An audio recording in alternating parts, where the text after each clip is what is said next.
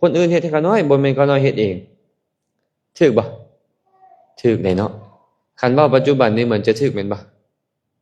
แต่ว่าบ่แม่นเด้สาวกลับไปคืนคันเจ้าบ่มีการกระทบกระทั่งคนอื่นบ่ได้เฮ็ดอกุศลไว้ในอดีตบ่มีไผมาทำให้เจ้าได้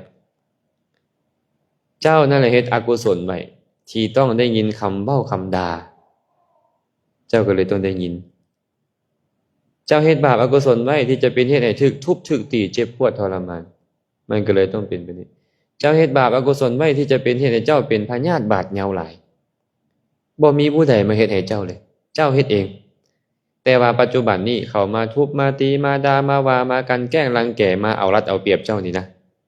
เขากำลังสร้างเหตุของความทุกข์ของเขาเองคือกันต้องยอมรับได้ว่าเขาเฮ็ดมาเองได้ถูกทุบถูกตีถูกด่าถูกว่าถูกซ้อถูกโกงอีหยังต่างๆเฮาเฮ็ดมาเองและต้องพร้อมยอมรับผลของมันกระทับบ่ได้ทุกหลายเนาะฉะนั้นอัปมงคลเฮาเฮ็ดเองคือกันสิ่งที่เฮามีอยู่ในปัจจุบันนี้ซุมื้อนี้นะมันก็เป็นผลของบุญในอดีตส่วนหนึ่งและปัจจุบันเจ้าประกอบประโยคะที่เหมาะสมเมื่อเจ้าประกอบประโยคะที่เหมาะสม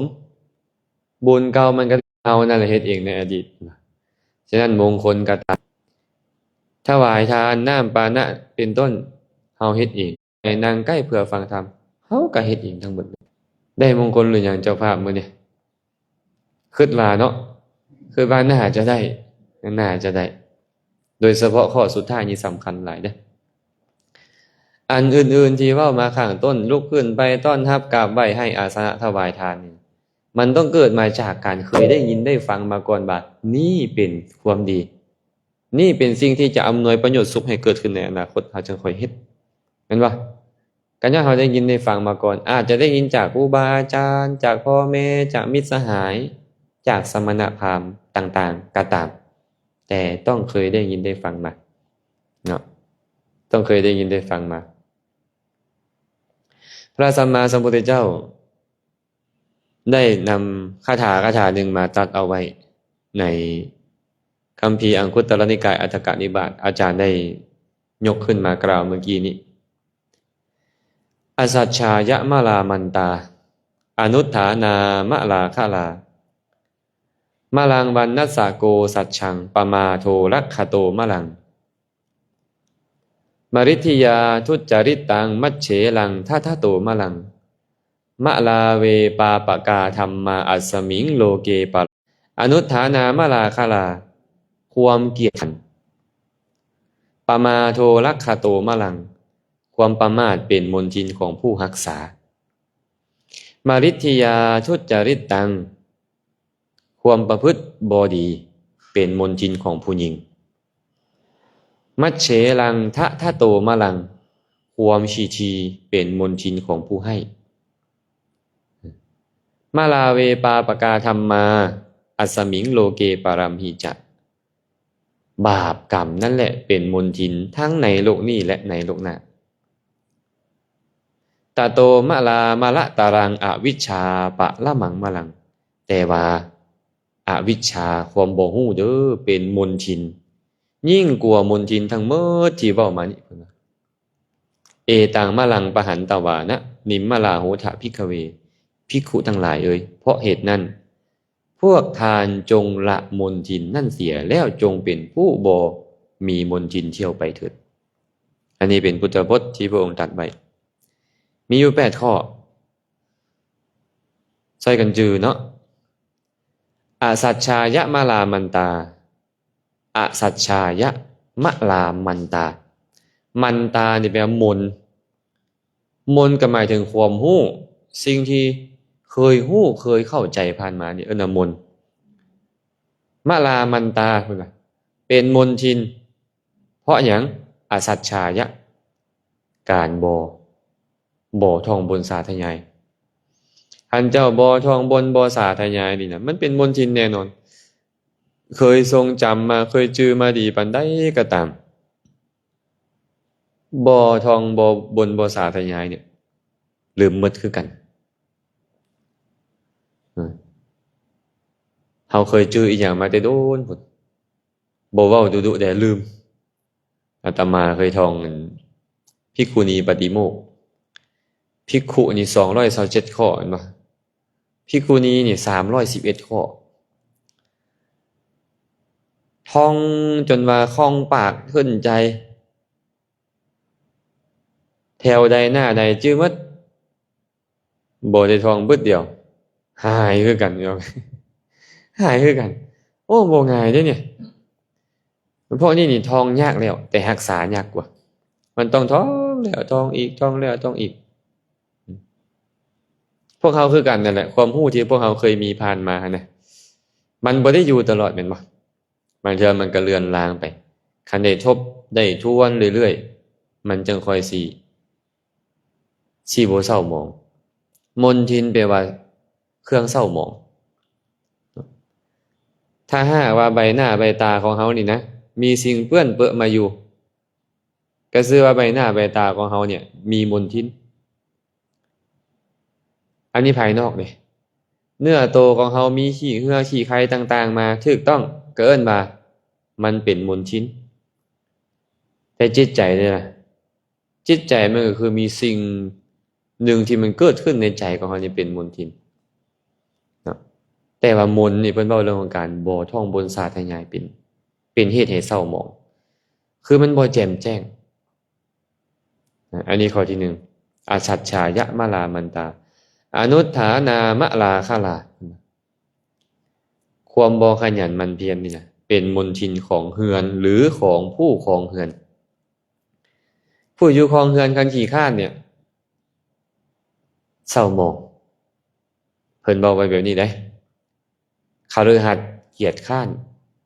บ่ดีเลยเพิ่นว่าคฤหัสถ์นี่นะเกียจคร้านบ่ดีบ่งามเพิ่นว่าเกียจคร้านบ่งามอันนี้คือกันแหละเป็นคฤหัสถ์ผู้อยู่ครองเฮือนแต่บ่ขยันหมั่นเพียรในการแสวงหาทรัพย์ในการรักษาทรัพย์เป็นต้นนี่นะก็เป็นเครื่องเศร้าหมองอีกอย่างหนึ่งความบ่ขยันเป็นมลทินของเฮือนสมัยก่อนบ่มีได้แบบนี้เนาะเฮือนกับเฮือนไม้เฮือนตอกแม่นบ่บางบ่อนกับเฮือนดินคืออินเดียเขาเจ้าเนาะดินจี้ดินเผาเวลาที่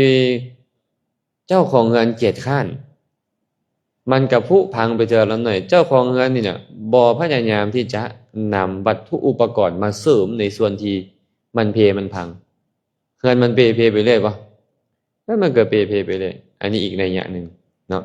ฉะนั้นคฤหัสถ์อยู่ครองเฮือนบ่คือบรรพชิตเด้บรรพชิตนี่น่ะมีแต่ออกไปขอเขาเจ้ากินได้อาหารบิณฑบาตแล้วก็จบไปมื้อนึงแต่คฤหัสถ์เฮ็ดบ่ได้แบบนี้เนาะกินจักคาบพวกเฮา3 เห็นบ่3คาบเด้แล้วไปขอหมู่กินนี่บ่ได้คันบ่ได้นุ่งผ้าแบบนี้หมู่บ่อยากให้แหละไปขอหมู่กินก็ได้เนาะเป็นหยังว่านุ่งผ้าแบบนี้ได้ไปขอกับหมู่ให้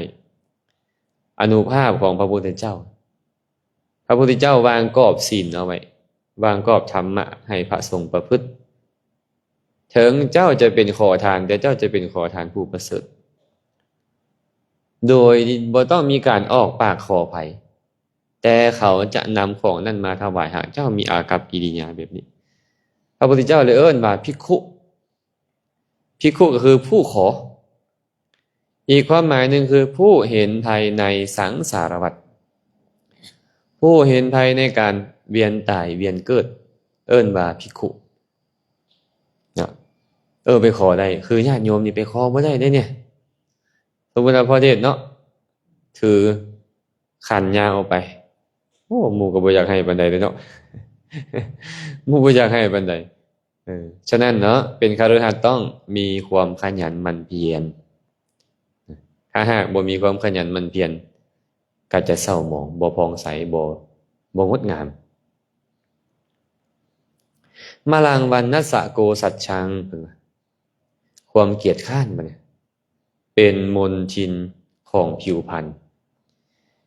การบ่ประดับประดาตกแต่งโดยเฉพาะคฤหัสถ์เด้อครูบาอาจารย์นี่ก็คือว่าปล่อยมันไปตามธรรมชาติเนาะนั่นคือคฤหัสถ์นี่นะ คันบ่ตบบ่แต่งบ่ขยันตบแต่งเศร้าหมองเด้บ่ผ่องใสบ่งดงามครีมหน้าเด้งหมดจักอันแล้วก็บ่จักนำแม่ใหญ่เนาะ อย่าให้มันเด้งปานใดมันก็โอ้ยมันก็ยังบ่เด้งอยู่ก็ต้องไปเรื่อยๆอยู่นี่นะอืมบางคนก็ต้องไปหาคลินิกให้เขาจองเขาเนาะจองหนังหน้าเข้ามาทางหลังนี่นะเขาเอิ้นหยัง เสริมแต่งดึงเนาะดึงนี่ๆอยากให้มันงามเพิ่นเลยบอกว่าความเกียจคร้านในการผ่องใสงดงามถ้าบ่กลายเป็นคนนิสัยบ่ดีไปหลายๆคนหลายๆท่านนะเป็นแบบนี้อยากรักษาลูกแต่ประมาทโพดบ่เอาจิตใส่ใจนำคือกันเลยสมมุติว่าบุคคลบางคนอยากจะไปเลี้ยงงัวแต่ว่าประมาทคันเจ้าอยากรักษาใจแต่เจ้าประมาทคือบ่มีสติรักษาใจบ่ได้ความประมาทคือความบ่มีสติหากเจ้าต้องการที่จะรักษาจิตเจ้าบ่มีสติมันก็รักษาบ่ได้พระพุทธเจ้าเลยบอกว่าปมาโทรักขโตมะลังความประมาทเลินเล่อเด้อเป็นมลทินของผู้รักษาจะรักษาของภายนอกรักษาของภายในก็คือกันคันเจ้าประมาทบ่สามารถรักษาอีหยังไว้ได้มาริทยาทุจริตตังความประพฤติชั่วความประพฤติบ่ดีเป็นมลทินของผู้หญิงผู้หญิงนี่น่ะเฮ็ดอีหยังก็คือว่าบ่ดีกว่าผู้ชายแม่นบ่พอกินเลยคันผู้ชายไปซุมเหล้าธรรมดาว่าซั่นเด้ผู้หญิงไปซุมเหล้ามันบ่คือเด้พวกเจ้าเป็นผู้หญิงน่ะเพิ่นว่าแม่นบ่คันผู้ชายไปเที่ยวกลางคืนปกติเพิ่นว่าบัดผู้หญิงไปได้เป็นจังได๋บ่ได้เด้บ่งามบ่งามโดยเฉพาะสมัยพุทธกาลผู้หญิงบ่ออกจากเรือนเลยเด้แม่นบ่บ่คือเนาะอ้าวคันพ่อบ้านไปเที่ยวสาวธรรมดาบ่ธรรมดาแฟชั่นว่าซั่นแฟชั่นบัดผู้หญิงไปเล่นบ้าไปไหนไม่ออกโอ้ผิดแฮงเด้คันผู้ชายไปเล่นไพ่ธรรมดาคันผู้หญิงไปเล่นไพ่เด้สังคมประณามแหละแม่นบ่สังคมบ่เห็นดีนำพระพุทธเจ้าเลยบอกว่ามาริทยาทุจริตตังความประพฤติบ่ดีนี่น่ะเป็นเครื่องเศร้าหมองของผู้หญิงผู้ชายก็เฮ็ดแบบเดียวกันแต่ว่ามันบ่เศร้าหมองเหมือนกับผู้หญิงเฮ็ดแนวบ่เศร้าหมองเหมือนกับผู้หญิงต่างกันมัจเฉลังทะโตมะลังความขี้ทีบัดนี้เป็นมลทินของผู้ให้คนอยากจะให้แต่ว่าขี้ทีความขี้ทีเกิดขึ้นให้บ่ได้มีหลายปานใดก็ตามถ้าหากว่าความขี้ทีเกิดขึ้นนี่มันให้บ่ได้หยังอยู่คนให้บ่ได้บ่แม่นย้อนบ่มีเด้แต่ย้อนความขี้ทีเพิ่นว่าย้อนความขี้ทีเคยมีเศรษฐีคนหนึ่งอันนี้เล่าเรื่องสู่ฟังหน่อยหนึ่งเศรษฐีคนนี้นี่เนี่ยมีทรัพย์สมบัติประมาณ80โกฏรวยหลายเด้80โกฏนี่นะรวยแท้รวยบาเลยแหละเนาะทีนี้ก็มีลูกชายอยู่ผู้หนึ่งฮักลูกชายนี่นะสอนลูกชายสอนดีๆให้ขยันหมั่นเพียรเด้อลูกเด้อรักษาทรัพย์สมบัติอย่าใส่ใจสุรุ่ยใส่ร้ายหลายแล้วว่าเจ้าเห็นบ่แมงเพิ่งมันก่อหังน่ะมาเฮ็ดแนวใดแมงเพิ่งก่อหังมันต้องไปเก็บเอาเกสรดอกไม้มาเทื่อละน้อยเทื่อละหน่อยมาเทื่อละหน่อยหีบโหมขึ้นมาเจ้าเห็นบ่ปวกมันก่อจอมปลวกขึ้นมานี่มันไปเก็บเอาเทื่อละเล็กเทื่อละน้อยเอาเก็บเม็ดดินเม็ดทรายน่ะจนเป็นหางปลวกหางใหญ่ได้คือกันเลยหากว่าเจ้าใช้ทรัพย์สมบัติหลายก็เหมือนคนเอายายอดตาไปยอดแม่นอยู่มันออกเทื่อละยอดแต่มันก็หมดได้คือกันเจ้าบ่ต้องให้ไผเจ้าบ่ต้องให้กับผู้ใดเด้อมีแต่หาอย่างเดียวเหมือนจะดีเบื้องต้นนี่สอนลูกแต่สอนบ่ให้แบ่งปันอยู่มามื้อนึงเราตายแต่ว่าห่วงทรัพย์เด้ยังเป็นห่วงทรัพย์สมบัติตัวเองเอาทรัพย์สมบัติไปฝังไว้บ่คันได้บอกลูกเอาพวกเงินคำมานะไปฝังไว้บ่คันได้บอกลูกตายซะก่อนส่วนที่บ่ได้เอาไปฝังก็มีส่วนที่ไปฝังไว้ก็มีตายแล้วมันเป็นห่วงในทรัพย์บัดนี้ไปเกิดเป็นลูกหมาในท้องของหมาที่เลี้ยงไว้ในเรือนน่ะ เออเนาะตายแล้วไปเกิดเป็นหมาหวังทรัพย์ดีบ่แบบเนี้ยเออบ่ได้ใส่บ่ได้ซอยอีหยังสุดท้ายไปเกิดเป็นหมาซ้ำโอ้อย่าให้เป็นไปนั้นเด้อพวกเฮาก็ได้อย่าให้เป็นไปนั้นเด้อจะน้อยว่าโอ้ยไปเบิ่งหมอกันเมียข่อยไปอยู่ไสไปเกิดเป็นแมวผัวข่อยไปอยู่ไสไปเกิดเป็นลูกหมาอยู่พุ่นว่าโอ้ยตายแล้วเนาะเศรษฐีเข้าถึงอบายคนขอทานไปสวรรค์นี่บ่ได้อีกเรื่องหนึงคือกันเลยสอนคือกันนี่แหละอีกเรื่องหนึงเราซื้อว่าอานันทเศรษฐีสอนลูกแบบเดียวกันอันนี้ก็เอาไปฝังไว้อันเนี่ยฝังทรัพย์ไว้แต่ว่าบ่ไปเกิดเป็นหมาอันเนี่ยไปเกิดในท้องของคนขอทานนับตั้งแต่เราไปปฏิสนธิในท้องแม่ของเรานี่นะแม่เราเคยขอทานได้กินอิ่มหนำสำราญอยู่แต่นับตั้งแต่ปฏิสนธิในท้องแม่ขอทานใส่กะลำบากแทบจะบ่ได้กินอาหารอิ่มท้องจักมื้อเลยแต่ก็คือพามาจนเกิดออกมาก็บ่คือหมู่ตาก็อยู่บ่คือหมู่หูก็อยู่บ่คือหมู่ไอ้ตาคนปกติอยู่แบบนี้แม่นบ่แต่ตาเราบ่เป็นแบบนี้ดังคนปกติอยู่แบบนี้แต่ดังเราบ่แม่นแบบนี้ปากคนปกติอยู่แบบนี้แต่ปากเราบ่แม่นแบบนี้แขนขาคนปกติเป็นแบบนี้แต่แขนขาเราบ่เป็นแบบนี้จักบิดจักคดจักโค้งแนวใดก็มีออกไอ้ด้วยความที่ตัวเองนี่นะขี้ทีเนาะบ่มักให้มักโกรธเคืองย้านแต่คนอื่นมันนี่มาเอาทรัพย์สมบัติของตัวเองตายไปแล้วไปเกิดเป็นแบบนี้จากเศรษฐีสู่ขอทานจากหน้ามือเป็นหลังมือเลยให้ทานดีจะไปเกิดเป็นเศรษฐีแต่หลังจากไปเกิดเป็นเศรษฐีแล้วห่วงทรัพย์ให้บ่ได้ไปเกิดเป็นขอทานพอเราย่างได้ไปเป็นแม่เราหมอน้อยมาระลึกชาติได้หั่นน่ะนั่นก็แน่นอนเจ้าต้องประสบสิ่งที่บ่ดีเคยมีเทวดาตนหนึ่งไปกล่าวคาถาต่อหน้าพระพุทธเจ้ามัชเฉราจะปมาทาจะเอวังทานังนาทียติปุญญมากังคะมานินะเธอยังโหติวิชาหน้าตาบุคคลให้ทานบ่ได้เพราะความถี่ทีและความประมาททานผู้มีปัญญาดีประสงค์บุญอยู่จงคมความถี่ทีแล้วให้ปันเถิดเราว่าจังซี่เลยคนให้ทานบ่ได้นี่นะบ่แม่นแต่ความถี่ทีเด้ความประมาทนำเราสองอย่างเอามาเรามาคิดตามเราว่าเบิ่งไอ้ถี่ทีแล้วความถี่ทีมัจเฉลังถ้าโตมาหลังเป็นมนทาเป็นมนทินของผู้กำลังให้ทานหมายความว่าให้บ่ได้ทีขึ้นมาปุ๊บหายเลยในสมัยพุทธกาลเนี่ยมีพราหมณ์สองผัวเมียทุกอันเนี่ยทุกสำใดล่ะทุกจนบ่มีเสื้อนุ่งปานนั้นพุ่นเด้แต่ก็อย่านับถือพระพุทธพระธรรมพระสงฆ์เนาะและก็เป็นผู้มักฟังธรรมพร้อมเสื้อของอินเดียพวกไม่ออกก็คงเคยเห็นนั่นแหละพ่อแม่ต้อยแม่เวียงกันไปแล้วเนาะเสื้อเขาก็มีแต่ฮัดเอานมเขาแม่นบ่เสื้อน้อยๆก็เจ้าน่ะแล้วก็เอาผ้าพื้นหนึงพันขึ้นไปแม่นบ่เคยเห็นบ่อันสุดบาลีอิหยังก็เจ้าน่ะอาตมาเอิ้นถูกบ่บุอันหนึงสำหรับนุ่งคือผ้านี่ได้อันหนึงก็สำหรับคลุมแต่ว่าสองผัวเมียนี่ผ้านุ่งมีคนละผืนแต่ผ้าที่จะพันทั้งเทิงเนี่ยผ้าห่มเนี่ยมีผืนเดียวจะไปใส่พร้อมกันสองผัวเมียบ่ได้ผู้หนึ่งต้องเปื่อยไป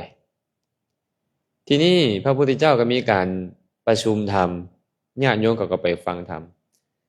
สองผัวเมียก็มาตกลงกันแล้วเท่าเอ้ยเฮ็ดจังได๋เขาจังสิได้ฟังธรรมเจ้าเป็นผู้หญิงเจ้าไปกลางคืนบ่เหมาะให้เจ้าไปกลางเวรซะสมัยก่อนบ่คือพวกเฮาได้ขับรถไปขับรถมาเนาะอันนี้ย่างไปนะไปกลางคืนมันก็บ่เหมาะค่อยสิไปตอนกลางคืนตกลงตอนกลางเวรก็เมียไปตอนกลางคืนผัวก็ไปพอไปฟังธรรมตอนกลางคืนผัวนี่เอาผ้าพื้นนั้นไปฟังแล้วมันศรัทธามันเกิดอยากถวายทานเด้ว่าซั่นแต่บ่มีหยังมีแต่ผ้าพื้นเดียวเฮ็ดจังได๋ดีเอาผ้าพื้นเดียวก็จะให้ ผ้าพื้นเดียวก็จะให้ว่าซั่นพับผ้าแล้วจะให้เลยโอ้ยเมียเฮาสิบ่เว้าให้บ่ บัดนี้เพิ่นเนี่ยมันคิดไปเนาะแล้วเฮาสินุ่งสิถืออันใดเพิ่นว่าโอ้ยอย่าแหละนี่เห็นบ่แม่นจะให้จนในความถี่เกิดขึ้นปุ๊บหายเลยให้ทานบ่ได้อ้าวฟังไปอีกแล้วอันมันมาอีกแล้วศรัทธานี่น่ะเอ้าจะให้อยู่หั่นแหละคิดไปหาเมียอีกทีเกิดขึ้นอีกแล้ว3 รอบเป็นแบบเนี้ยนี่แหละพระพุทธเจ้าจึงบอกว่าความทีเป็นมลทินของผู้ให้อยู่อาจารย์ได้เวลาเราจะเฮ็ดอีหยังก็ตามตนเราจะให้ทานจะให้ข้าวให้น้ำก็ตามแหละควรจะคมมันเด้ความทีนี่ควรจะคมมันเห็นโทษหลายๆว่าความทีเป็นให้เหตุให้ยากจนการให้แม้แต่แบ่งให้เล็กน้อยแม้แต่คำเข้าคำเดียวพระศาสดาก็สรรเสริญว่ามีผลมีอานิสงส์นับประมาณบ่ได้ให้เราใส่ใจนะนี่เนาะต่อไปแม่นหยังมะลาเวปาปกาธัมมาอัสสมิงโลเกปรัมหิจักปาปกาธัมมาบาปประธรรมบาปอกุศลนี่นะเป็นมลทินทางในโลกนี้และในโลกหน้าพร้อมกันมันเศร้ามองโลกนี้ได้บ่พอเด้เนี่ยความโลภความโกรธความหลงความอิจฉาริษยาความขี้ถี่ความท้อแท้ท้อต่อยความถือเนื้อถือตัวนี่นะมันเป็นมลทินในปัจจุบันนี้พร้อมเลยเฮ็ดให้ใจเฮาเสียหายเลยเด้และมันส่งผลไปในอนาคตพร้อมอ้าวอันความขี้ถี่อันเป็นมลทินส่งผลเป็นบุญหรือเป็นบาปความขี้ถี่เนี่ยเป็นบาปส่งผลไปประสบทุกข์ในอนาคตลำบากยากแค้นก่อนจะได้เข้ากินก็บ่ง่ายก่อนจะได้ผ้าพรทอนสบายมานุ่งก็บ่ง่ายฝืดเครื่องไหลมันนำไปเป็นมลทินของเจ้าในชาติหน้าเจ้ามาโกรธมลทินคือหยังล่ะบาปอกุศลข้อมาโกรธเจ้าจะไปบั่นทอนเจ้าในอนาคตพร้อมเข้าถึงอบายทุกขติวินิบาตนรกแล้วบ่พอเด้เกิดมาเป็นมนุษย์ผิวพรรณวรรณะเศร้าหมองบ่ผ่องใสบ่งดงามมันไปเป็นมลทินในชาติหน้าพร้อมอ้าวมาฆ่าสัตว์มันนำเจ้าไปนรกแล้วบ่พอเจ้าเกิดเป็นมนุษย์แล้วมันไปบั่นทอนชีวิตเจ้าให้เจ้าอายุสั้นอีกหลายๆคนเลยมั่งคั่งร่ำรวยแต่ว่าอายุสั้นข้อปาณาติบาตมันเป็นมลทินมันนำไปฮอดสัตว์น่ะอาทินนาทานบัดเนี่ยหากอาทินนาทานมันเฮ็ดเจ้ามันก็นำเจ้าไปนรกเกิดมาภพชาติใดเป็นมนุษย์แล้วมันตามกำจัดทรัพย์สมบัติเจ้ามันเฮ็ดเล่นงานเจ้าเลยนี่มีหลายปานใดมันก็จะตามกำจัดโทษของมันกาเมสุมิจฉาจารมันสร้างศัตรูให้เจ้าในอนาคตมุสาวาทมันสร้างสิ่งที่จะเฮ็ดให้เจ้าถูกกล่าวตู่ด้วยคำเว้าบ่จริงการดื่มน้ำเมามันสร้างเหตุให้เจ้าไปเป็นคนบ้าเนี่ยเพราะเนี่ยญาติโยมเอ้ยมันเฮ็ดให้เฮาเนี่ยเศร้าหมองในอนาคตพร้อมพระสัมมาสัมพุทธเจ้าก็เลยบอกว่า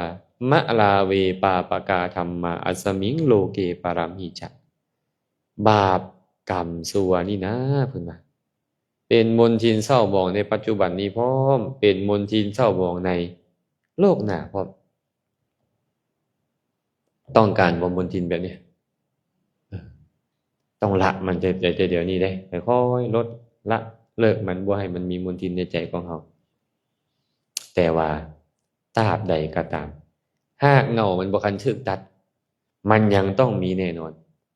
พระผู้มีพระภาคเจ้าก็เลยตรัสต่อไปว่าตะโตมะรามาระตะลังอวิชชาปะละมังมะลัง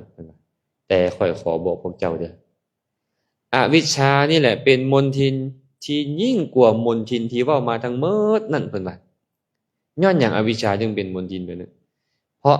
อวิชชาเป็นปัจจัยจึงมีสังขารสังขารคือการเฮ็ดทั้งดีทั้งชั่วแต่โดยส่วนหลายเฮาเฮ็ดดีหรือเฮ็ดชั่วโดยส่วนหลาย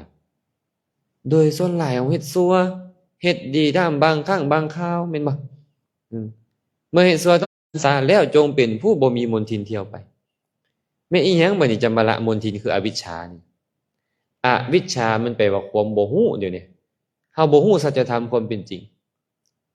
บ่ฮู้ว่าอันใดเป็นทุกข์เป็นเหตุเกิดทุกข์เป็นเหตุดับทุกข์เป็นทางไปสู่ความดับทุกข์บ่ฮู้ว่าธรรมชาติฟัง บางที่เราฟังแล้วโอ้โล่งเลยกำจัดความบ่ฮู้ตัวนั้นออกไปบาปอกุศลหายเลยฟังธรรมปุ๊บมีไม่ออกผู้หนึ่งถอยรถไปเหยียบแมวอุ้ยนอนบ่หลับ3 มื้อแล้วว่าซั่นถอยรถเหยียบแมว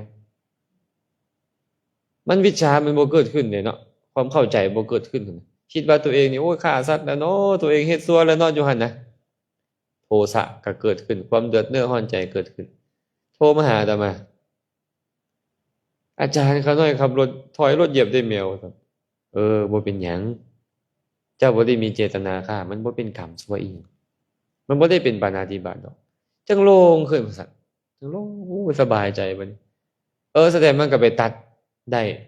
เนาะกำลังทุกข์อยู่ไปฟังธรรมโอ้เข้าใจชีวิตขึ้นนี่มันก็กำจัดอวิชชาครอบงำเฮาในขณะนั้นๆอยู่นี่เอิ้นอวิชชาประเภทที่1เอิ้นว่าสุตตมยปัญญาคือวิชาที่เกิดจากการฟังจินตมยปัญญาวิชาความรู้ที่เกิดขึ้นจากการคิดบางคนบ่ได้ฟังไปนั่งเบิ่งนี่เบิ่งนั่นเห็นแล้วคิดพิจารณาเรื่องนี้ได้ยินเพิ่นว่าเพิ่นมีคำถามอยากจะสนทนาก็จะนำธรรมะคาถาสั้นๆมากล่าวให้ญาติโยมได้ฟังคันพวกเรามีความประสงค์อยากจะพ้นจากสังสารวัฏ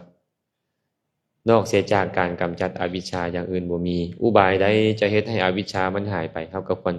แสวงหาอุบายนั้นเพื่อกำจัดอวิชชาอนุโมทนานำเด้อ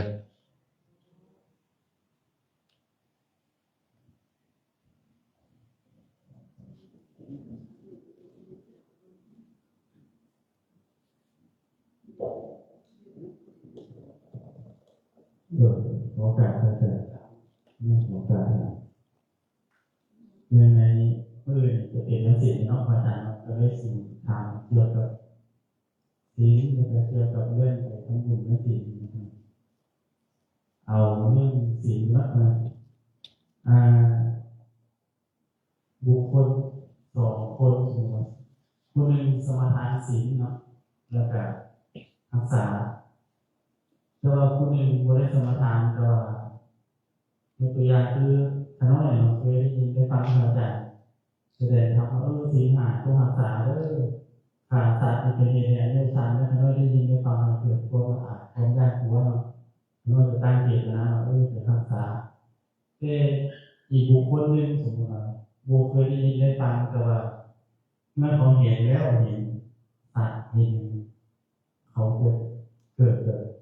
ความอีโก้ความสงสารเขาตัวเขาเห็นแล้วเขาก็ได้ตั้งสมาทานนี้จะถามว่า2 คนนี้จะได้ผลบุญอันนี้สมเพื่อนหรือเปล่าถามแม่แก้วน่ะพอได้ถามแล้วมาสิถามแม่แก้วสมมุติว่ามีโจรผู้หนึ่งไปปล้นเฮือนเศรษฐีไปปล้นรัฐมนตรีพุ่นเขาจับได้เขาเลยไปขังเดียวซะเลยขังคุกมืดเราก็บ่ได้ฆ่าไผไอ้หมอเนี่ย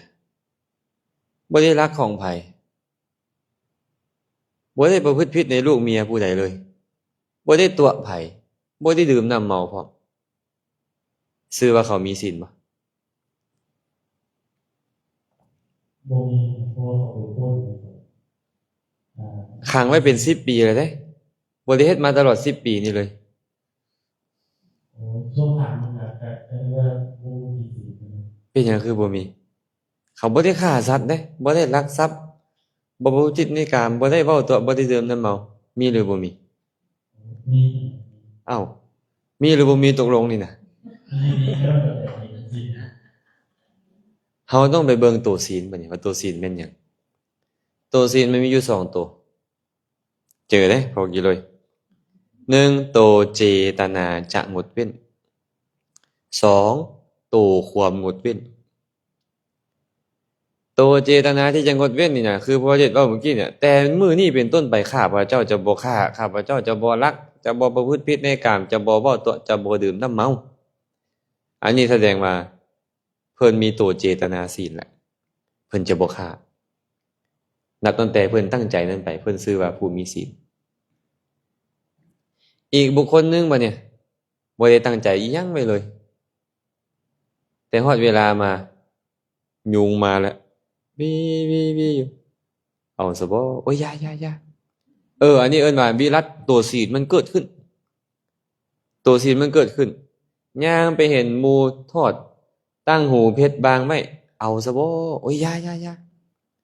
ไอ้แบบนี้เอิ้นว่าศีลมันเกิดขึ้นในขณะนั้นแต่บ่ได้แม่นเจตนาศีลอันนี้ตัววิรัตศีลเนาะตั้งแต่มื้อที่สมาทานเป็นต้นไปผู้นี้ชื่อว่ามีศีลแต่บุคคลผู้บ่ได้สมาทานตอนใดก็ตามมีของที่จะให้ลักขโมยมีภรรยาผู้อื่นจะให้ล่วงละเมิดมีบุคคลอื่นจะให้ตัวมีน้ำเมาจะให้ดื่มแล้วงดเว้นได้ตอนนั้นเขาจึงชื่อว่ามีศีลอาจารย์ในระหว่างนั้นเขายังบ่ชื่อว่ามีศีลนี่คือกันเธอค้างลืมไป10 ปีแต่บ่ได้ตั้งใจไว้เลยว่าจะบ่ฆ่าจะบ่ลักขโมยจะบ่ประพฤติผิดในกามจะบ่เว้าตัวจะบ่ดื่มน้ำเมาบ่มีเจตนาเลยแต่วันมันบ่มีผู้ใดมาให้ฆ่าเดี๋ยวนี้มันบ่มีของมาให้ลักมันบ่มีลูกเมียไผมาให้ประพฤติผิดในกามมันบ่มีคนมาให้ตัวมันบ่มีน้ำเมามาให้ดื่มซื่อๆนะจะบอกว่ามีศีลได้บ่เมื่อเขาบ่ได้ตั้งใจจะงดเว้นเลยเขาจึงบ่ชื่อว่าผู้มีศีลเพียงแต่ว่าเขายังบ่คันได้เฮ็ดอกุศลข้อฆ่าข้อลักขโมยซื่อๆแต่เขาบ่ชื่อว่าผู้มีศีลต้องเข้าใจแบบนี้ก่อนได้เนาะคือการสมมุติว่าอีกผู้หนึงบัดเนี่ยลักขโมยมาปึ๊บไปนอนอยู่เฮือนมีศีลบ่บ่ได้ลักไผได้อันตอนนอนอยู่เฮือนนั่นน่ะก็บ่ชื่อว่าผู้มีศีลเพราะความตั้งใจจะงดเว้นบ่มีเด้เนาะบ่มีแนวให้เขาลักบ่มีแนวให้เขาขโมยซื่อๆตอนนั้นน่ะจะบอกเขามีศีลบ่ได้ฉะนั้นเนาะหากว่าผู้ตั้งใจจะรักษาศีลตั้งใจจะบ่ฆ่าเป็นต้นเขาชื่อว่ามีการสมาทานศีลสมาทานศีลบ่แม่นมะยังพันเตวิสุงรักขณัฏฐายะอีหยังบ่แม่นจังซั่นสมาทานศีลคือตั้งใจจะงดเว้นจะเอิ้นว่าสมาทานศีลเนาะเอิ้นว่าสมาทานศีลแล้วคันสมาทานดุๆเจตนาตัวนี้มันก็เกิดดุๆสมาทานดุส่ำใดเจตนาตัวนี้ก็เกิดดุๆสมมุติว่าพอเดชบัดนี้สมาทานศีลเรียบร้อยแต่อยากให้เมียมากะซ่าเจ้านี่ก็ได้ตอนนั้นเป็นบุญหรือเป็นบาปใจอยากให้บาปศีลเป็นบุญหรือเป็นบาปบุญแสดงว่าตอนนั้นมีศีลบ่บ่สภาพศีลมันบ่มีแต่พอที่ได้ไปฆ่าไผหรือยังบ่ได้ไปลักขโมยได้ไปพูดผิดในกามหรือบ่เนี่ยก็ยังบ่คันได้ละเมิดศีลในฐานะว่าเจ้าบ่คันล่วงละเมิดข้อศีลเจ้าชื่อว่ามีศีลฐานะนั้นแต่กุศลมันบ่เกิดเดี๋ยวนี้ตรงกันข้ามบัดเนี่ยมีหมอหนึ่งบ่ได้ตั้งใจจะงดเว้นอีหยังเลยกำลังจะไปปุ้นนะเดี๋ยวนี้น่ะมีศีลบ่ก็บ่ได้บุญแต่ยังมีเอาจะไปปุ้นได้ตั้งใจจะปุ้นเลยได้มีศีลนะเพราะว่าเจตนาเจตนาแล้วมันบ่มีศีลแม่นบ่แต่ย่างไปนำทางโอ้ยหมอน้อยนี่มาขอทานอยู่นี่เบิ่งๆแบ่งให้มันก่อนแบ่งข้าวให้มันกินก่อนเป็นบุญบ่บุญมีปฏิมุสาวาทสมมุติว่าบางบุคคลหนึงไปเฮ็ดศีลของกลางนี้เนาะแต่ว่ามีเรามาถามสมมุติว่าอยากเราเอาติดตัวเราบ่ได้ไปเลยเราอยู่นี่แหละเป็นเจตนาที่ดีแต่ว่าผิดของมุสาวาทตัวนี้สิเป็นบุญหรือเป็นบาปกันมันคนละขณะเนาะมันคนละขณะจิตตอนตั้งใจเว้าความเว้าบ่จริงอันนั้นก็เป็นอกุศลแต่เจตนาในส่วนเบื้องต้นว่าบ่อยากให้เขาผิดกันนั่นก็เป็นกุศลได้บางทีมันเป็นอกุศลนำก็ได้บ่อยากให้เขาผิดกันก็ได้จังได๋มันสิมีเรื่องมีราวมาฮอดเฮามันย้านตัวนี้มันย้านอันนั้นก็เป็นโทสะก็มีแต่บางเทื่อก็เป็นกุศลได้ว่าด้วยความปรารถนาดีว่าขอพวกเจ้าอย่าได้ผิดต้องป้องต้องเถียงกันเลยหากค่อยเว้าไปมันก็จะเป็นการผิดป้องต้องเถียงกันเนาะคันเว้าความจริงได้ควรเว้าแต่ความจริงแล้วจะเป็นเหตุให้หมู่ผิดป้องต้องเถียงกันกับบุคคลเว้าแต่ว่าจะไปเฮ็ดตาม ปรากฏว่าคนผู้หนึงเป็นโจรไปปล้นชาวบ้านพอไปปล้นชาวบ้านรวมตัวกันไล่บัดเนี่ยไล่จับหนีหนีก็แล่นเข้าป่าแล้วไปทางองค์พระองค์นั้นเพิ่นปฏิบัติธรรมอยู่หั่นเบิ่งแหมแล่นไปเพิ่นก็เดินจงกรมอยู่เห็นเขาแล่นมาเพิ่นก็หยุดยืนอยู่อาจารย์เพิ่นว่าโจรบอกเนาะอาจารย์อย่าบอกไผเด้อว่าอาจารย์เห็นขาน้อยมาทางนี้นะเพิ่นว่าโอ้เฮ็ดจังไดดีล่ะบัดเนี่ยคิดทันพระองค์เนี่ยยืนอยู่บนหันตอนโจรบอกหันน่ะเพิ่นก็ย่างไปพุ่นบัดย่างไปไกลอะไรได้ประมาณ10เมตร20เมตรพุ่นนะชาวบ้านแล่นนำมา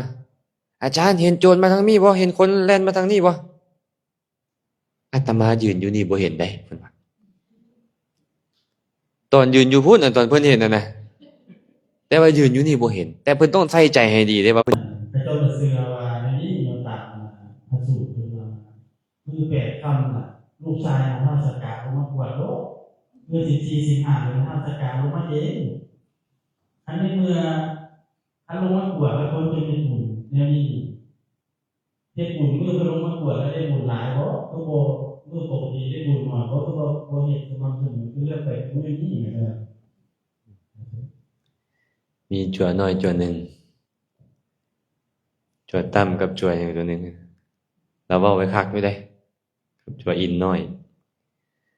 บุญทานสร้างบ่มีเลิกคารามวันบ่มีศีลอุโบสถหรือบาวันศีลน้อยมโนใสแจ่มแจ้งกุศลบ่มีเว้นวางวันศีลบาทตรงล้นต่างมือบาทบ่เต็มซำบ่เราเอาบาทไปตรงเอาน้ำนี่วันศีลมันยังเต็มบ่มืออื่นจากวันศีลเอาบาทไปตรงน้ามันบ่เต็มบ่คือกันเฮ็ดบุญนั้นวันศีลมันจังได้บุญว่ะบ่แม่นดอกเฮ็ดมื้อใดได้มื้อนั้นบ่มีเลิกคารามวันอีหยังเฮ็ดเวลาใดเฮ็ดตอนใดได้เบิดเลยเนาะได้บุญหมดที่พ่อเดชเพิ่นเว้ามานี่ก็มีเนาะมีข้อมูลในปฐมราชสูตรเพิ่นได้เว้าเรื่องของ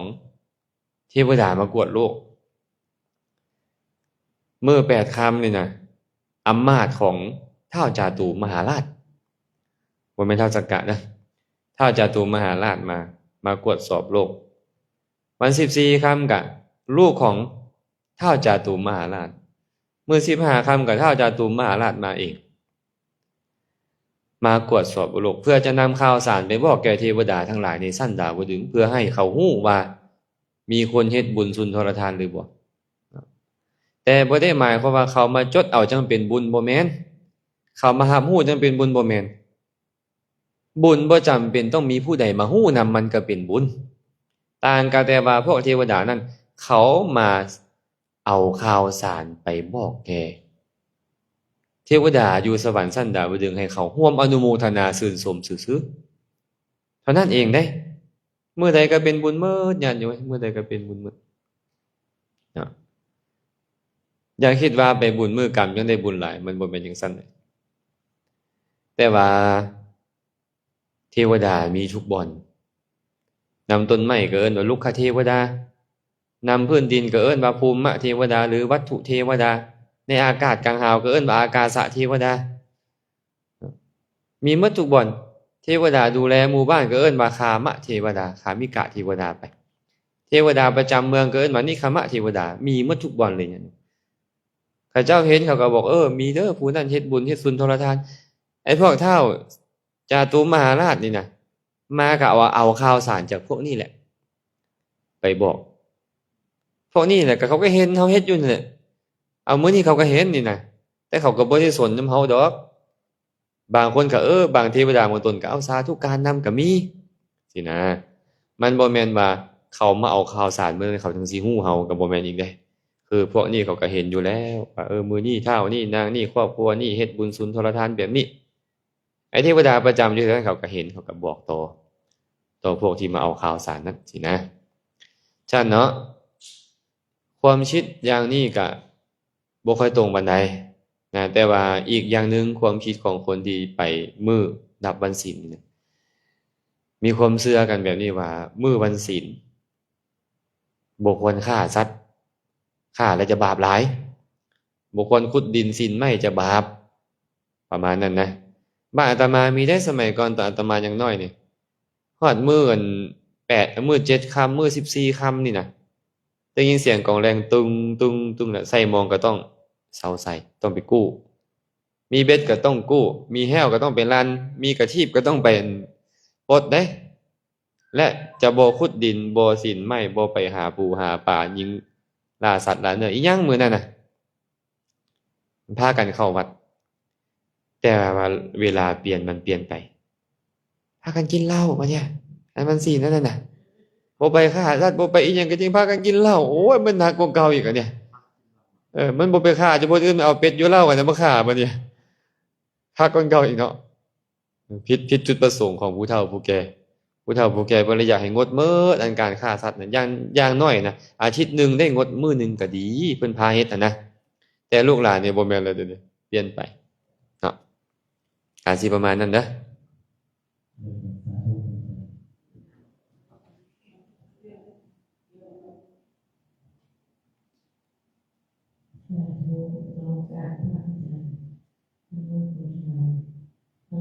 เกิดจากกรรมก็มีโรคเกิดจากจิตก็มีโรคเกิดจากอุตุก็มีโรคเกิดจากอาหารก็มีโรคเกิดจากการบริหารทางกายบ่ถูกต้องก็มีมันเกิดจากหลายสาเหตุโรคนี้นะเนาะบางโรคนี่เกิดจากกรรมป่วยแนวใดก็บ่หายบางโรคนี่นะเกิดจากกรรมเห็นบ่มีพระองค์หนึงอะคนบักงามๆไปบวชแล้วเลยเป็นตุ่มแล้วแตกแล้วก็เน่าเหม็นทั้งตัวนี่ป่วยแนวใดก็บ่หายสุดท้ายตายแต่ก็ยังดีที่ก่อนตายพระพุทธเจ้าไปเทศน์ให้ฟังแล้วบรรลุอรหันต์โอ้ดีหลายอันนี้เพิ่นน่ะนะแต่พวกเราอาจจะบ่แม่นแบบนั้นหลายๆคนแม่เบียงเห็นบ่ว่าเทื่อปากบิดปากเบี้ยวเป็นตุ่มเป็นหนองทางน้ำปากน้ำหยังแม่นบ่บางคนเนาะบางคนก็ตาทะลุนออกมาเวลาโรคเกิดจากกรรมนี่นะรักษาบ่ได้มันหมดกรรมที่มันจะส่งผลไปแล้วมันก็เซาเองคันโรคเกิดจากกรรมได้โรคบางอย่างเกิดจากจิตคิดหลายคิดแต่แนวลบสินะจิตใจมักสร้างแต่มโนภาพที่จะเฮ็ดให้ตัวเองนี่เศร้าหมองใจโอ้อันนี้มันมะเร็งพวกเนี้ยโรคอัลไซเม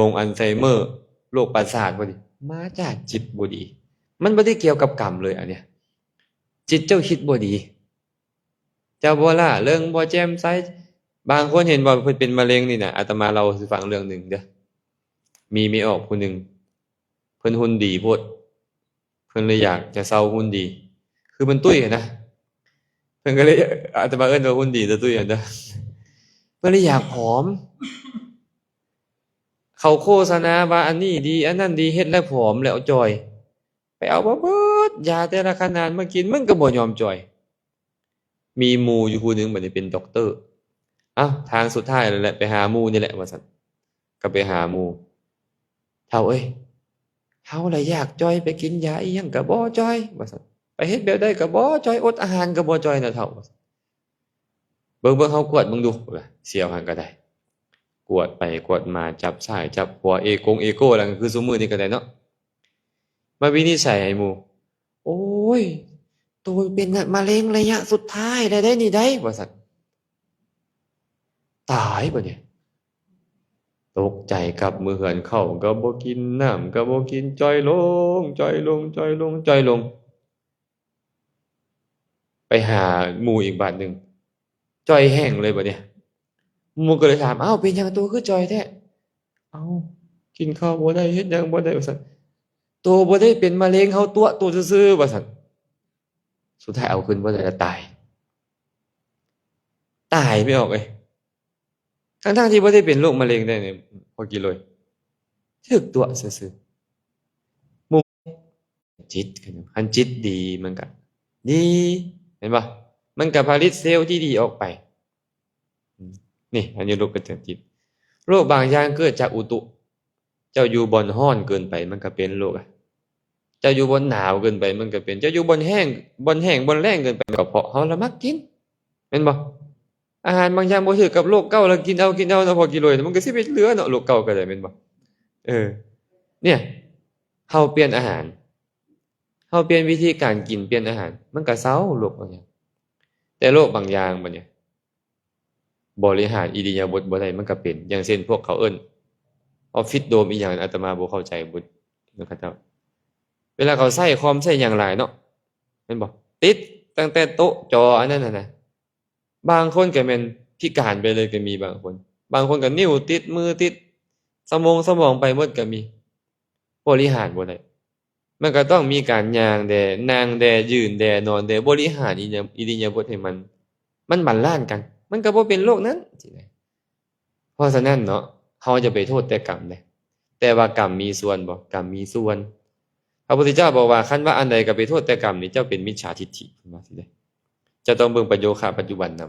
ำเบิ่งปัจจุบันเฮานี่แหละ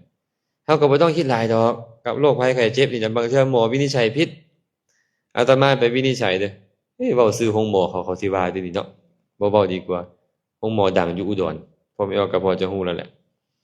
ไปกวดให้อาตมาวินิจฉัยอาตมาว่าเป็นต่อมลูกหมากอักเสบจะเป็นมะเร็งต่อมลูกหมากต้องได้ผ่าตัดเด้อาตมาบอกว่าอาตมาบ่ผ่าอาตมาจะไปอินเดียมื้ออื่นนี่แหละอาตมาจะไปอินเดียตายก็บ่เป็นหยังดอกอาตมาก็ไปอินเดียเซ้ยแม่นบ่ไปอินเดียประมาณเดือนปลาย2เดือนอาตมาไปเนาะไปอยู่อันพุทธคยาก็ประมาณเดือน1เดือนปลายแล้วก็เขานิมนต์ไปต่อแล้วกลับมากวดอยู่ลาว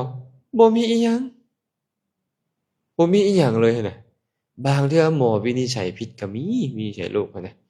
เฮาเราไปกังวลหมอเว้าแล้วโอ้ยเริ่มทุกข์ใจก่อนแล้วพวกเฮานี่นะอาจารย์บ่ต้องทุกข์ดอกบางเทื่อเขาวินิจฉัยผิดอย่าไปเชื่อเขาหลายเด้อ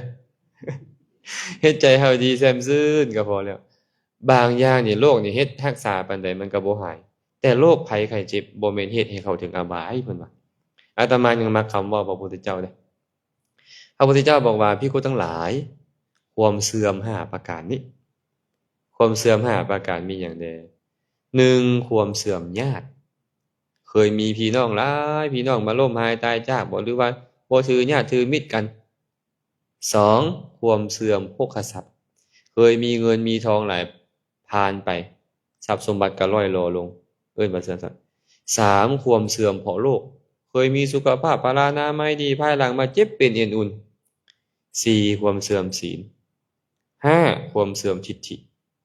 ภิกขุทั้งหลายบุคคลหลังจากแตกกายทำลายแล้วบ่ได้เข้าถึงอบายทุกขติวินิบาตนรกเพราะความเสื่อมญาติเพราะความเสื่อมทรัพย์เพราะความเสื่อมเพราะโลกแต่บุคคลหลังจากแตกกายทำลายแล้วย่อมเข้าถึงอบายทุกขติวินิบาตนรกเพราะความเสื่อมศีลเพราะความเสื่อมทิฏฐิฉะนั้นไอ้โลกมันบ่เป็นเหตุให้เฮาเข้าถึงอบายดอกไอ้ใจที่บ่ดีของเฮานี่มันจะเป็นเหตุให้เฮาเข้าถึงอบายทุกขติวินิบาตนรกหลายๆคนบ่มีโรคตายก่อนเฮาบ่แม่นน้อยแล้วแหละแม่นเห็นบ่หลายๆคนมีโรคตายยืนบ่ยืนนี่น่ะยังกินได้นอนหลับดีอยู่มีโรคอยู่ก็ได้อาจารย์เฮาก็บ่ต้องไปคิดอีหยังหลายอย่าไปกังวลกับมันเฮาก็ใช้ชีวิตปกติของเฮานี่แหละคันกินอันนี้สิผิดโรคก็บ่กินเลือกกินตัวมันสิบ่ผิดโรคหั่นเนาะเสพธรรมะที่เหมาะสมเดี๋ยวมันก็หายเองดอกอย่าคิดหลายเลยเด้อ สาธุ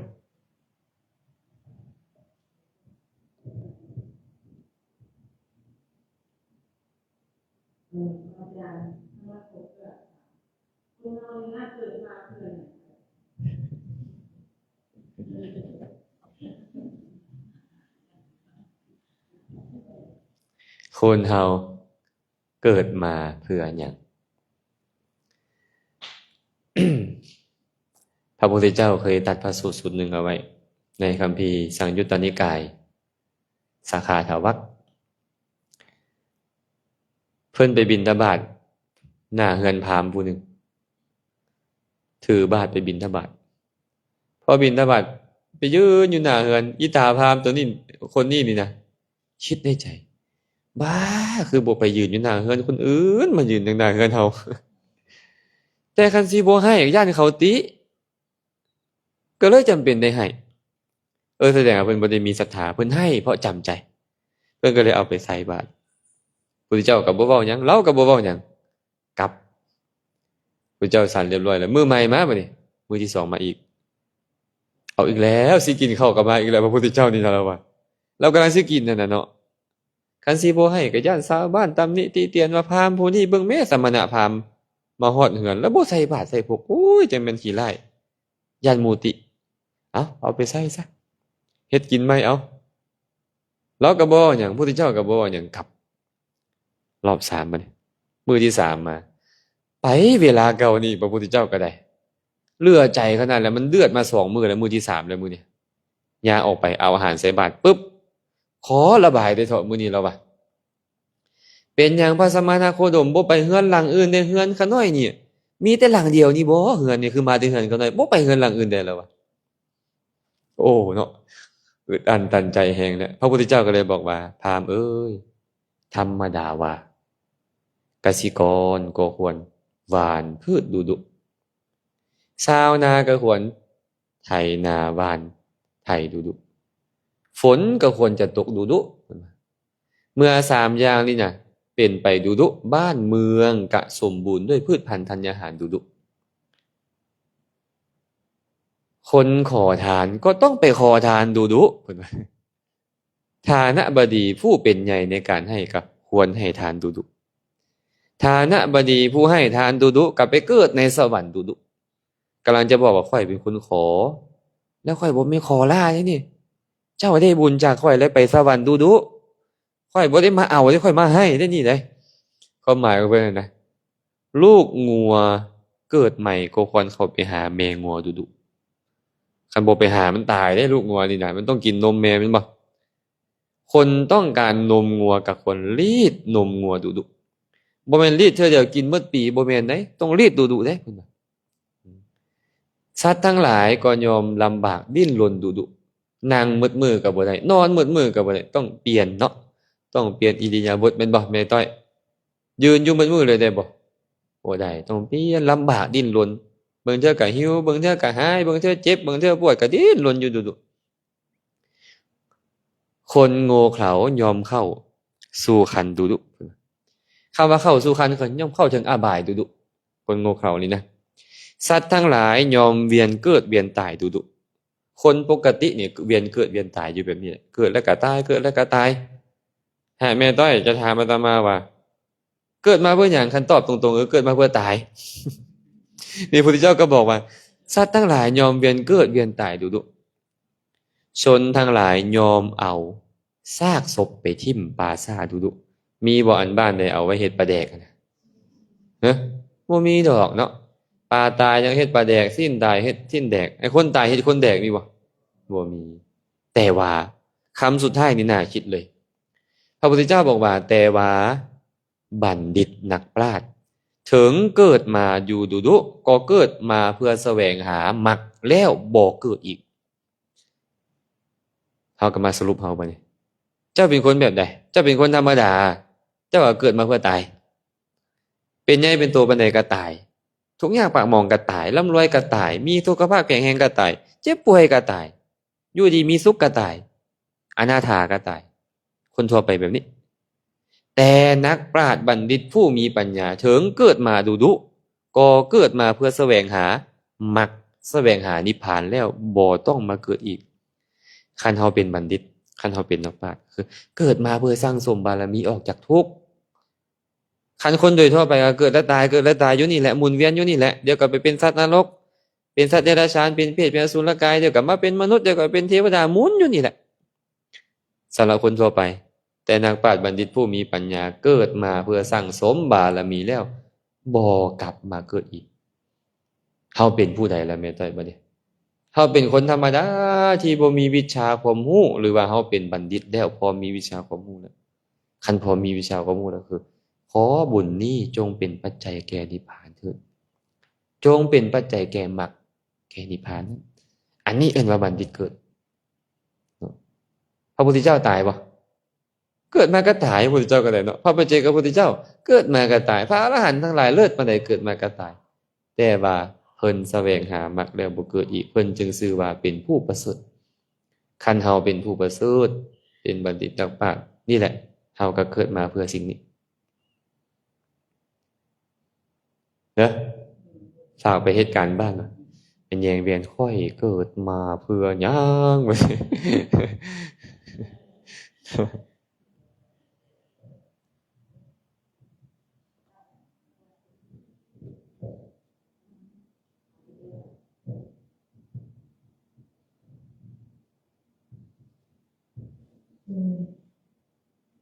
สการพระอาจารย์ซึ่งพร้อมด้วยประสุนสามเณรทุกอาทิตย์ก็ได้ขอถาม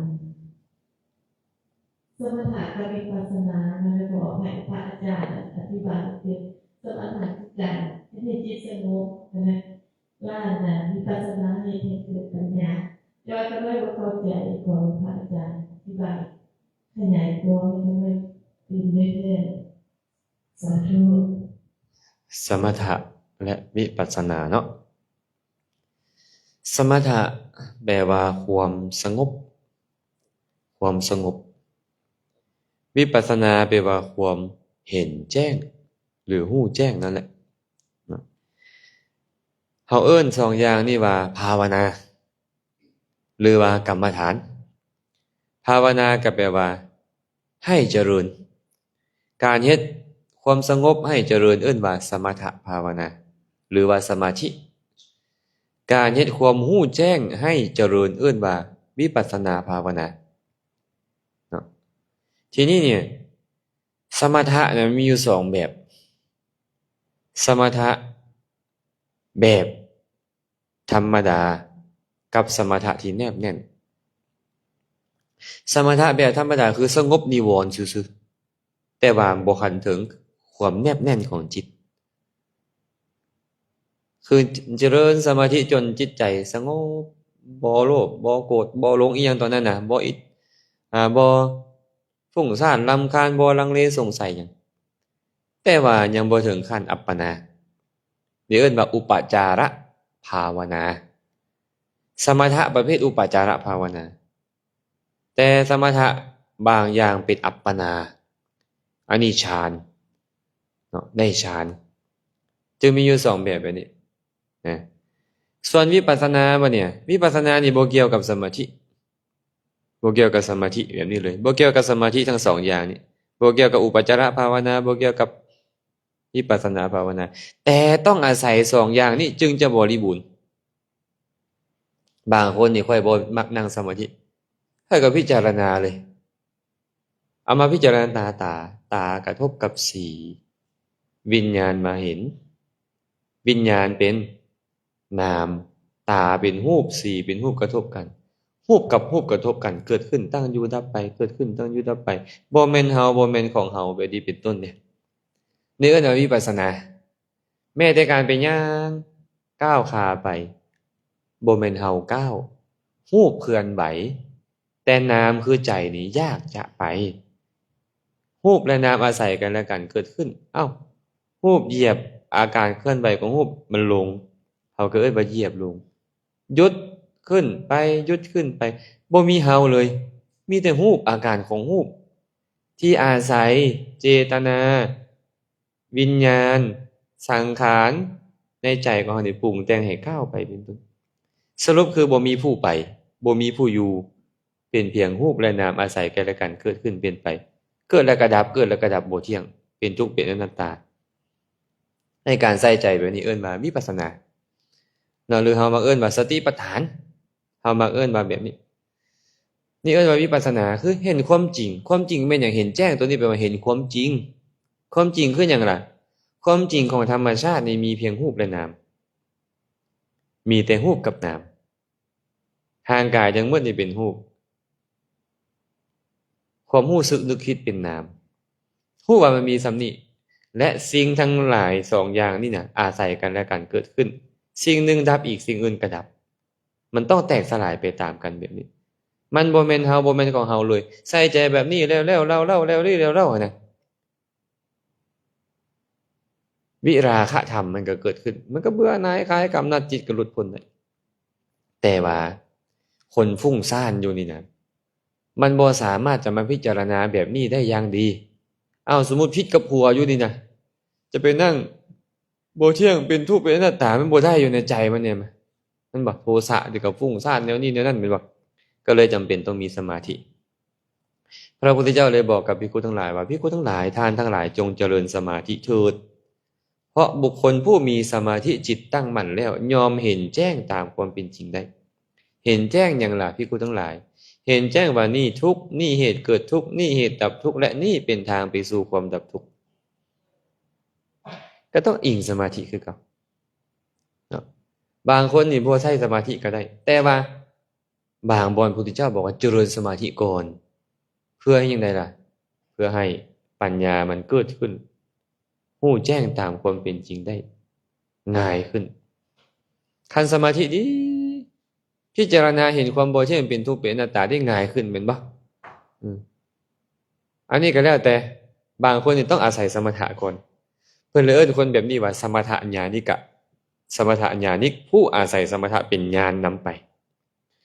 บางคนนี่บ่ต้องค่อยคือสิลำบากอันเรื่องสมาธินี่นะ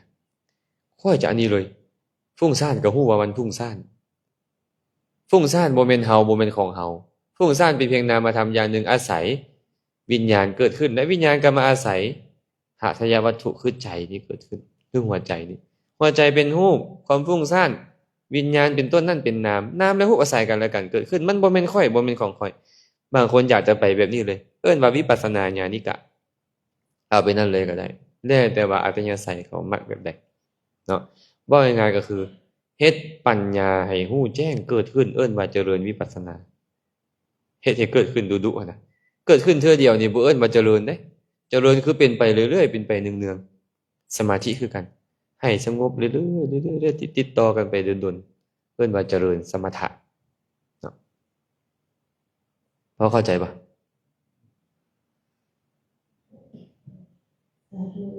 แล้วเวลานั่งสมาธิเองเลยนั่งผู้ลมหายใจเข้าออกไปเรื่อยๆบริวาร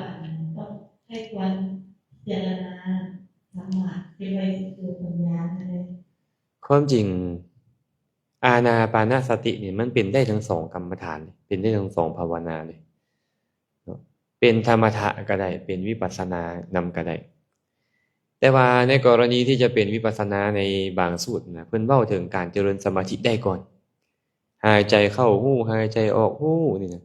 เฮาบ่ต้องไปพิจารณามันว่าบ่เที่ยงเป็นทุกข์เป็นอนัตตาดอกเพิ่นพอกให้เฮาให้ฮู้ซื่อๆหลังจากฮู้แล้วจิตใจมันก็จะเป็นสมาธิเมื่อเป็นสมาธิแล้วเข้าฌานได้นะเมื่อเข้าฌานในสมาธิตั้งมั่นแล้วจึงค่อยออกจากฌานมาพิจารณาวิตกวิจารปีติสุขเอกคตาพวกนี้เนี่ยพิจารณาเห็นปีติพิจารณาเห็นสุขพิจารณาเห็นความสงบพิจารณาเห็นองค์ฌานแล้วก็ให้เข้าใจว่ามันบ่เที่ยงเป็นทุกข์เป็นอนัตตาพุ่นตอนนั้นจึงค่อยเป็นขั้นตอนของการเจริญวิปัสสนาจึงค่อยเห็นความจริงได้ง่าย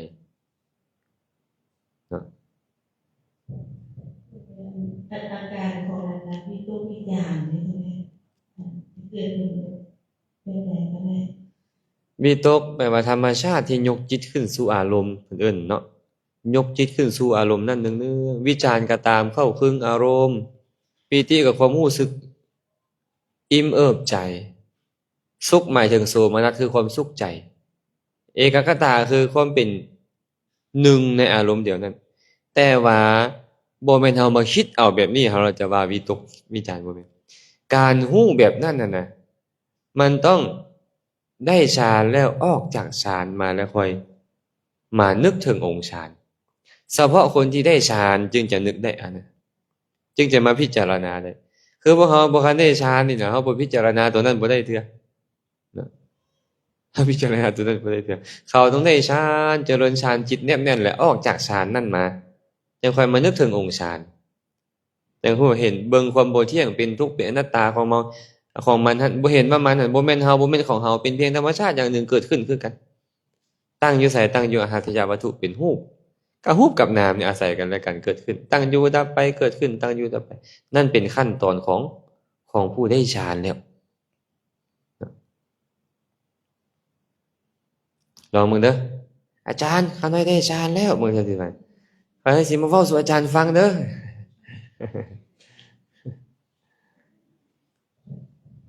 สุดท้ายก็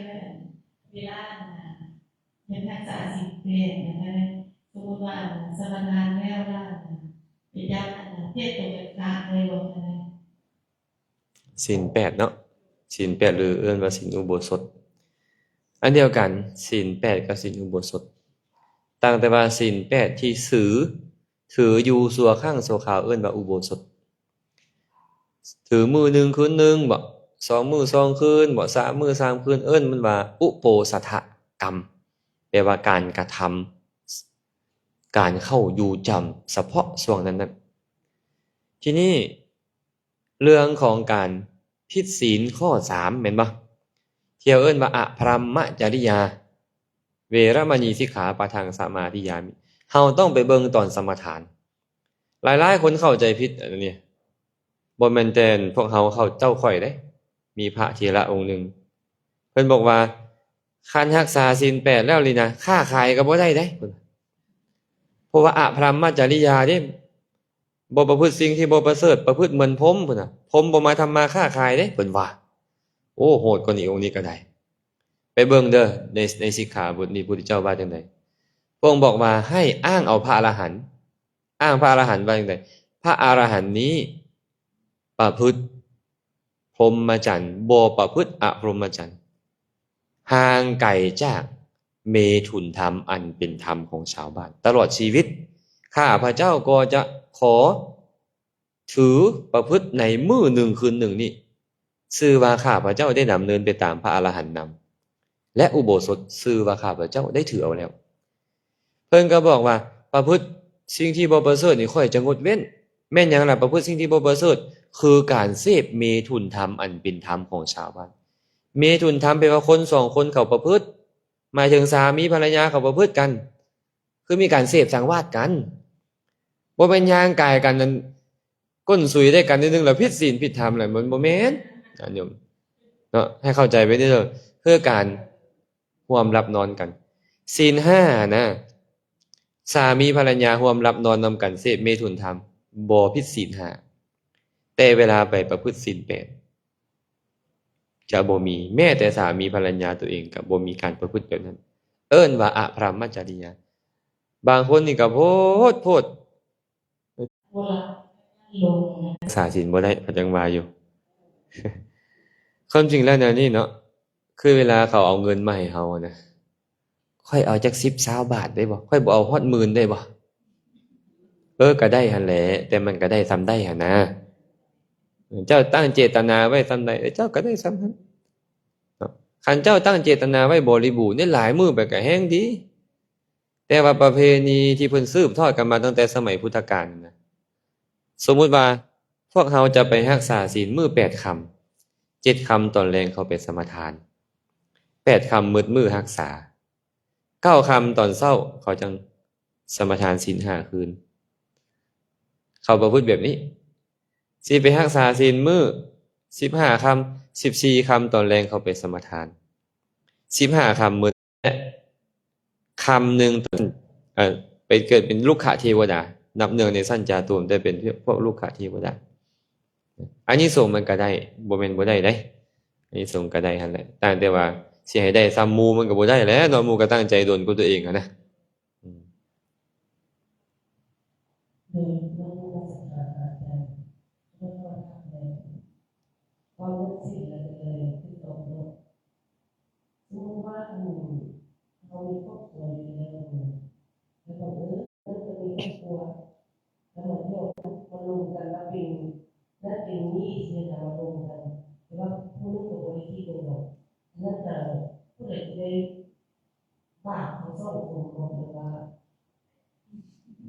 หรือว่าคือคุณบาปแบบเราเลยคงใจถามเลยเอาถามกันบาปนี่ผิดศีลจังบาปหรือว่าเจตนาบ่ดีแล้วบาปเจตนาสมมุติได้เจตนานั่นแหละอาตมากำลังถามว่าเจตนาบ่ดีมันเป็นบาปหรือว่าผิดศีลจังเป็นบาปแสดงว่าบาปนี่หลายกว่าความทุศีล บางเทื่อบ่จำเป็นต้องผิดศีลก็บาปบางเทื่อผิดศีลพร้อมจังบาปเพราะฉะนั้นเจ้าคิดบ่ดีอะนะอยากหยอกหมู่อยากใหญ่หมู่เจตนาหยังเนี่ยเจตนาสัมภัปปลาปะม่วนซื่นไปซื่อๆมันก็เป็นสัมภัปปลาปะพุทธเจ้าเว้าในสัมภัปปลาปะหลังจากแต่กายทำลายแล้วเขาถึงอบายทุกขติวินิบาตนรกโทษอย่างเบาที่สุดเฮ็ดบุคคลนั้นให้มีคำเว้าบ่น่าเชื่อถือเนาะคันสมมุติว่าเจ้าบ่ได้ตัวบ่ได้เว้าสัมภัปปลาปะดอกเว้าไปแท้ๆนี่แหละแต่ว่าบ่จริงใจอยากตัวได้น้อยนึงมันก็ไปเข้าข้อตัวได้บัดนี้อันอยากตัวเนาะ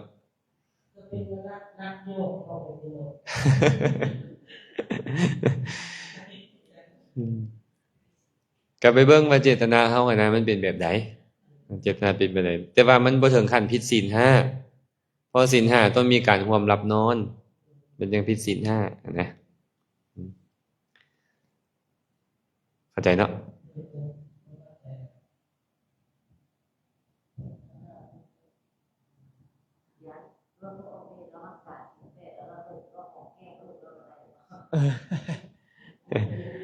โอ้เนาะรักษาศีล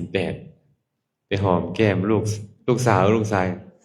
โอ้ได้บ่เนาะบัดนี้ก็คืออาจารย์เล่าให้ฟังเมื่อกี้นี่แหละตราบใดก็ตามยังบ่มีการร่วมเสพเมถุนนะบ่มีการประพฤติเมถุนธรรมเทื่อยังบ่มีการผิดศีลบ่คันขาดศีลบ่คันขาดเด้อ